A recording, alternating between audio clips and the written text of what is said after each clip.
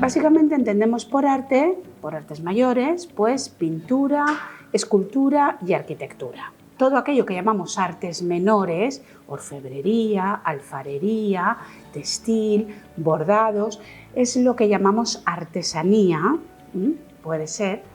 Está situado en una doble vertiente que no tiene nada que ver con la expresión artística, sino con una concepción social donde aquellos géneros que suelen practicar los hombres están muy valorados y los que suelen practicar las mujeres o incluso otro tipo de pueblo, la orfebrería mismo dentro de los pueblos nómadas. No es posible entender el arte sin las mujeres, sin las creaciones que desde el principio de la humanidad hacen las mujeres al arte, al saber, al conocimiento y a la cultura.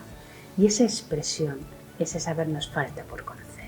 Algunas de las producciones femeninas comienzan en principio hace 2600 años, con Timarete.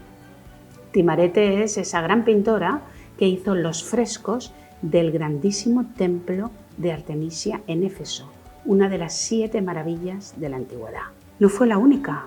Conocemos a Claricia, pero sobre todo conocemos a Hildegarda de Bingen, la gran polímata, la gran mujer de la Edad Media, la Leonardo da Vinci de esa época, que fue pintora, que fue música, que fue escritora, que fue científica, que fue constructora, que fue abadesa de un gran convento con gran poder.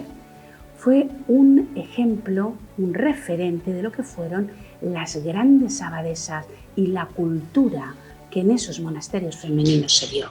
Vamos a darnos cuenta hasta qué punto es importante lo que ven, cómo lo ven y cómo son capaces de plasmarlo. Fijaos la maravillosa Clara Peters. No solo pintó y pintó con una maestría absoluta, sino que además mostró una voluntad de autoría absoluta, porque sabía dónde se enfrentaban ya que las mujeres.